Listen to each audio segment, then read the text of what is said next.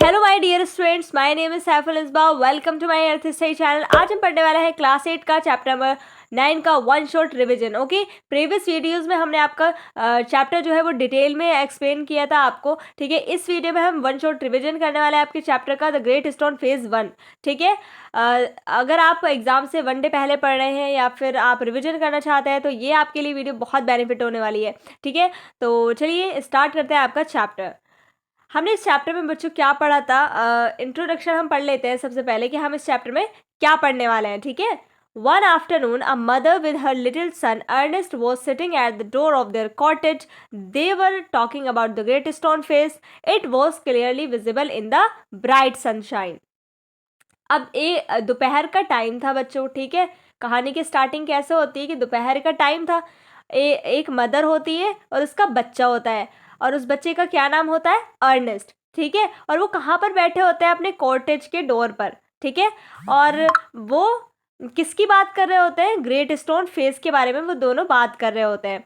ठीक है, और उनके घर से जो ग्रेट स्टोन फेस था वो बिल्कुल क्लियरली दिखाई दे रहा था। ब्राइट सनशाइन यानी उस पर रोशनी पड़ रही थी सूरज की, तो वो बिल्कुल अच्छे से दिखाई दे रहा था। अब यहाँ पे क्या है कि ग्रेट स्टोन फेस क्या होता है बच्चों?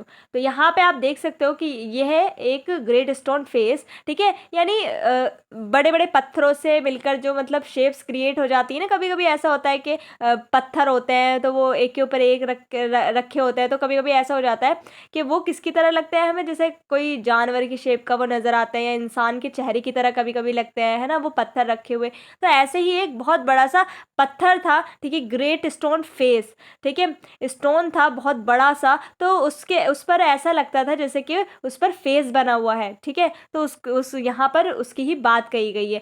तो ये जो ग्रेट स्टोन फेस था ना, इस पर एक प्रोफेसी की हुई थी, जो भी गांव वाले लोग थे वहाँ पर।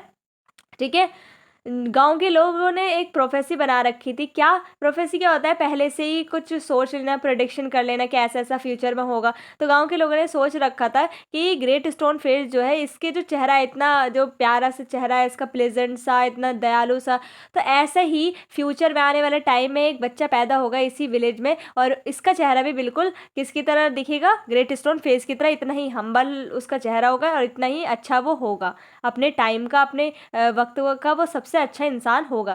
तो ऐसी प्रोफेसी की गई थी गांव वालों के द्वारा। ठीक है, तो इसकी हम आज स्टोरी पढ़ने वाले हैं, ग्रेट स्टोन फेस के बारे में। ये पूरी स्टोरी है, और जो इसका मेन कैरेक्टर है, ठीक है, द ग्रेट स्टोन फेस, और दूसरा है हमारा अर्नेस्ट। ठीक है, तो हम पढ़ रहे थे कि जो मदर है और जो अर्नेस्ट है वो कहाँ पर बैठे हुए हैं? कॉटेज पर, कॉटेज के डोर पर, और वो किसे देख रहे हैं? ग्रेट स्टोन फेस को, जो कि उनके घर से बिल्कुल क्लियर दिखाई दे रहा था। ठीक है, the great stone face, thousands of people lived there। ठीक है, everybody there was familiar with the great stone face, यानी बहुत सारे लोग गांव में रहते थे। ठीक है, हर कोई जो है ग्रेट स्टोन फेस को जानता था, यानी रोज वो लोग देखते थे उस ग्रेट स्टोन फेस को। It was a work of nature. अब ये जो है, जो ग्रेट स्टोन फेस था, उसको किसी ने बनाया नहीं था, बल्कि नेचर ने ही उसको बनाया था। ठीक है, ये नेचर का ही काम था।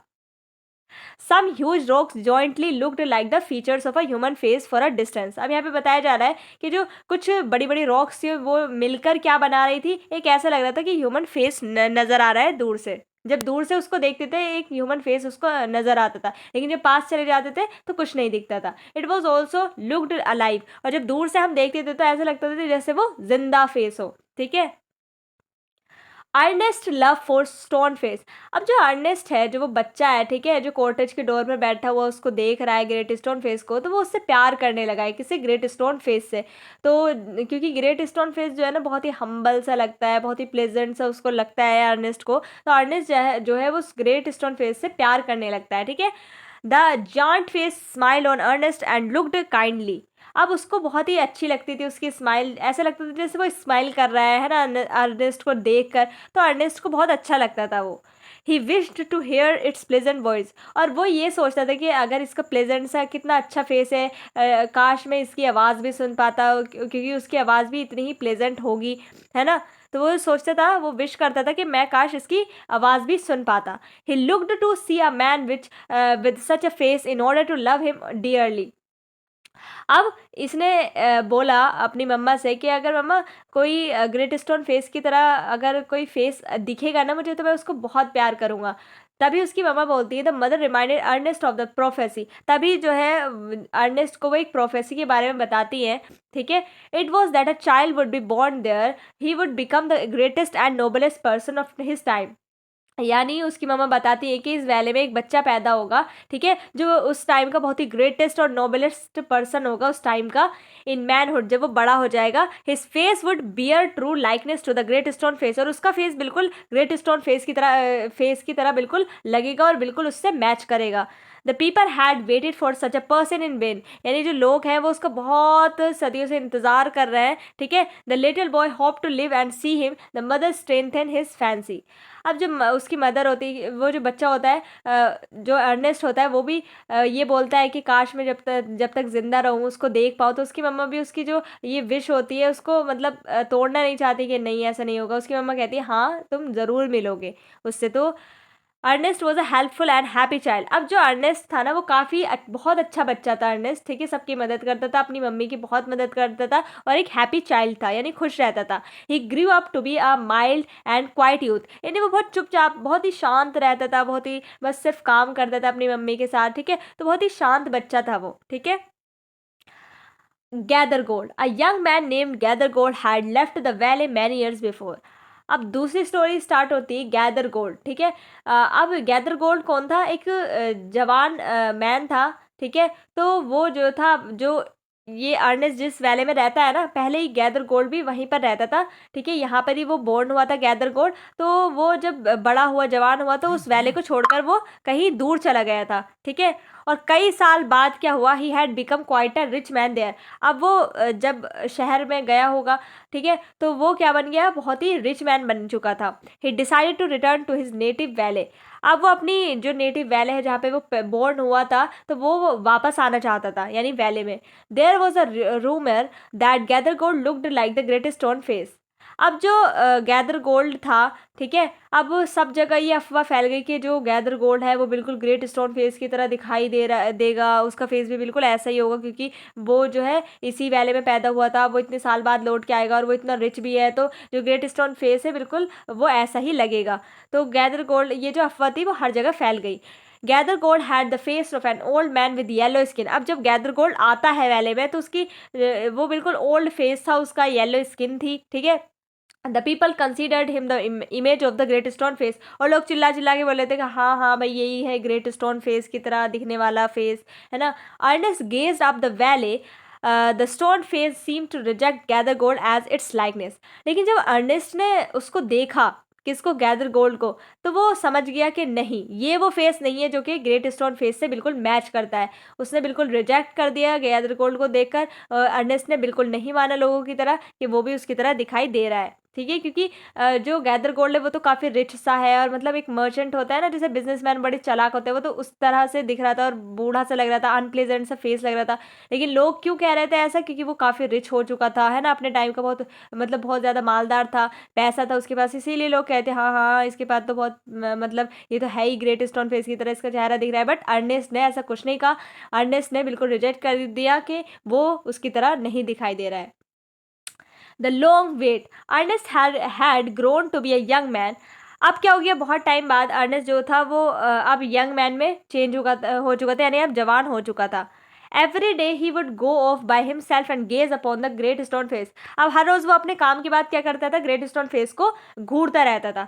ही यानी अभी वो जवान हो चुका है, अब भी उसकी आदत क्या है कि वो ग्रेट स्टोन फेस को देखता रहता है। He wondered why its likeness was delaying its appearance. अब वो ऐसा ही सोचता था बैठ के कि क्यों इतनी ज़्यादा देर लग रही है उस मतलब ऐसे इंसान को आने में कि जिसका फेस बिल्कुल ग्रेट स्टोन फेस की तरह मैच करेगा, तो क्यों इतना ज़्यादा टाइम लग रहा है, उसको ये बात समझ ही नहीं आती थी। By this time Gathergold had become poor and died without establishing his likeness with the stone face.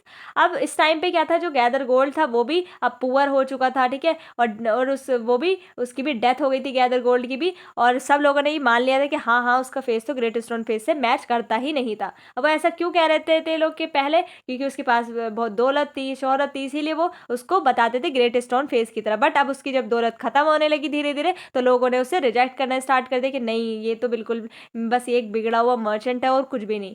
तो ये थी लोगों की बातें, लेकिन अर्नेस्ट जो था वो बिल्कुल इंतज़ार में ही रहता था कि कब वो पर्सन आएगा जिसका फेस ग्रेट स्टोन फेस की तरह मैच करेगा। ब्लड एंड थंडर, अब ये दूसरा पर्सन आता है वैले में, देखते हैं इसका फेस जो है वो ग्रेट स्टोन फेस से मैच करेगा या नहीं। Another son of the valley had join the army as a soldier many years before. अब जो ये ब्लड एंड थंडर था ये भी पहले किस वैले में रहता था, फिर ये आर्मी वगैरह में चला गया था और अब वो एक सोल्जर बन चुका था, ठीक है।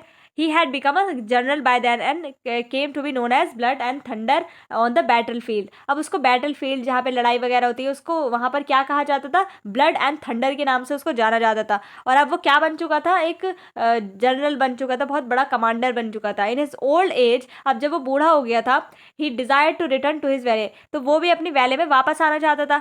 The people considered him as the likeness of the great stone face. अब फिर से जो लोग थे वो ब्लड एंड थंडर को क्या सोच रहे थे कि हाँ अब ये जो है ग्रेट स्टोन फेस की तरह दिखेगा इसका face.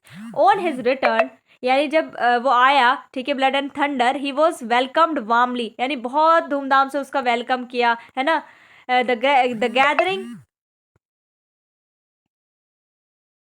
The gathering mistook him as the greatest man of all time. अब सब लोग इकट्ठे होकर क्या क्या चिल्ला रहे थे कि हाँ हाँ यही ग्रेटेस्ट मैन इस टाइम का। Ernest failed to recognise any likeness between Blood and Thunder and the great stone face. His heart assured him that the real copy had still not come. अब क्या था, जब अर्नेस्ट ने उसको देखा blood and thunder को, तो वो समझ गया कि ये भी वो पर्सन नहीं है जिसका फेस जो है वो ग्रेट स्टोन फेस की तरह मैच करेगा, ठीक है। और जो वो बहुत फिर से उसने जो है ग्रेट स्टोन फेस की तरफ देखा तो उसे एक होप आई कि हाँ वो पर्सन ज़रूर आएगा। उसको ऐसे लग रहा था जैसे ग्रेट स्टोन फेस उसको कह रहा हो कि तुम परेशान मत हो अर्नेस्ट, वो पर्सन ज़रूर आएगा। तो अर्नेस्ट जो है वो अभी भी नहीं मानता है, ठीक है। लेकिन लोग क्या कर रहे थे, क्यों ब्लड एंड थंडर को मान रहे थे कि हाँ यही ग्रेट स्टोन फेस की तरह, क्योंकि अब वो बहुत नाम वाला हो चुका था, क्योंकि वो एक कमांडर बन चुका था, इसीलिए लोग बस कह रहे थे, ठीक है। अब यहाँ पे एक हमें बहुत अच्छी बात बताई जा रही है कि बस लोग जो सोचते हैं उसको ही इमेजिन करने लगते हैं, ठीक है। मतलब लोग जो है वो अपनी बात को मतलब कितने अच्छे से बोल देते हैं कि ना ही वो रिसर्च करते हैं, ना ही वो जानकारी इकट्ठी करते हैं, बस वो बोल देते हैं, जो सोचते हैं वो बोल देते हैं, ठीक है। तो यहाँ पे बच्चों आपका जो ये फर्स्ट पार्ट था आपके चैप्टर का वो ख़त्म होता है, ठीक है। और सेकंड पार्ट है आपका चैप्टर नंबर 10 जो कि लास्ट चैप्टर है। वन शॉट रिवीजन हम आपकी नेक्स्ट पार्ट में करेंगे, ठीक है। तो चलिए मिलता है नेक्स्ट वीडियो में, तब तक के लिए bye bye and take care.